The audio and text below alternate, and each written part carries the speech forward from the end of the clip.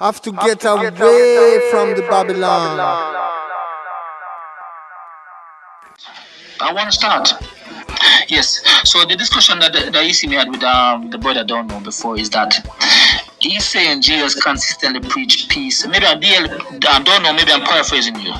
So you don't have to rush me. We say Jesus consistently preach peace and love in the Bible, in the scripture.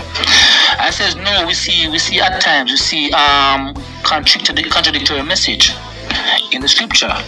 So then we went to talk about if he consistently preach peace, turn the other cheek, that kind of narrative, turn the other cheek. I said then why would he tell his disciple to sell the belongings and buy a sword? And I said to him, that's not a parable. That was an order he gave them to sell the belongings and buy a sword. I said, sword for what? For cutting the grass? For peeling fruits?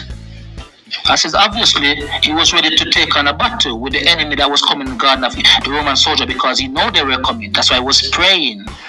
John 18 verse 6, he knows. He talk about he know that they were coming. So why did he tell the disciple at a crucial moment, time has come, sell the belongings to buy a sword? Because everything in scripture have to fulfill. I was counted among the rebel. You know, talking about prophecies, I was counted among the rebel. It all have to fulfill. So we see that someone was ready. I have no problem with defending. That's fine. But that someone was ready to take on a physical battle. If it's the turn the other cheek don't imply defense. It imply roll over. Enemy backs you, give them an next cheek to box it. It doesn't imply defense in that statement. So I said to you, that's a mixed message. That's an opposing message.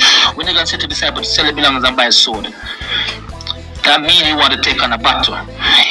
No, don't know. We say no, because when Peter used the sword, he said put it away. I'm not on about put it away. What was the purpose? He said he commanded them to get it in the first place while he know the enemy coming. What was the purpose? That's all I'm asking. Maybe Dale can answer. You tell us what. No, Dale, hold on. No, he was clearly saying that the Jesus in the gospel is preaching about killing and all this extra things. Not just that one verse alone. You understand? So and I'm telling the Jesus in the gospel didn't preach about that. The Jesus in the gospel preach about love and peace. So that's what this whole conference is about. That I just said to you, you talk about the preach peace. I said I agree with that, but there's contradictory. I mean, I'm saying there's both. We have indicators of both. Do you understand? Okay. So, but hang on. So you said when he told his disciples to go buy a sword, he was advocating violence? You see, he was advocating turning the other cheek, certainly. Okay, but when he said whoever doesn't have a sword should sell his robe and buy one, when he said that, he was advocating violence? I'm asking you, what was he that wasn't turning the other cheek to me? Does it imply turning the other cheek? Does it? Read the whole verse when he says turn the other cheek.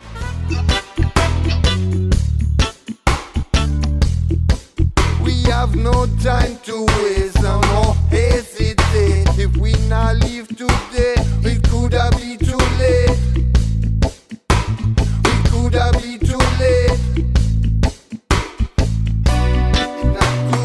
Yeah, just for the scripture. 1 second. Let me just Luke 22, verse 36 to 38. 1 second. Let's read from 35. Yeah, keep it understand. Then Jesus asked them, when I sent you without purse, bag or sandals, did you lack anything? Nothing. The disciples said, nothing, they answered. He said to them, but now, if you have a purse, take it, and also a bag. And if you don't have a sword, sell your cloak and buy a sword. It is written, and he was numbered with the transgressors. Listen. And I tell you that this must be fulfilled in me. Yes, what is written about me is reached its fulfillment. The disciple said, see, Lord, here are 2 swords. Jesus replied, that's enough. He replied. So right after telling him to sell the cloak and buy a sword, he explained. He said, it is written. It is written, and he was numbered with the transgressors. So Where was it written? I'm just telling what Jesus said. I don't know exactly. I don't know exactly where we're written right now. Maybe we have to look for that later. He says he will written. No, it's in Isaiah 53. Yeah, but the way it does go is beside the vocal point, because it was written. He said with the transgressors. Right. Meaning, if he's talking about himself, the enemy is coming, the transgressors coming, and I tell you that this must be fulfilled in me. Right. Yes. Yes, what is written about me is about me. So he knows about himself. Is reaching its fulfillment. So I said to him, you see clearly, he knows the enemy coming. He tell him to buy the sword for that reason, for the standoff with the transgression with the enemy. The verse is clear.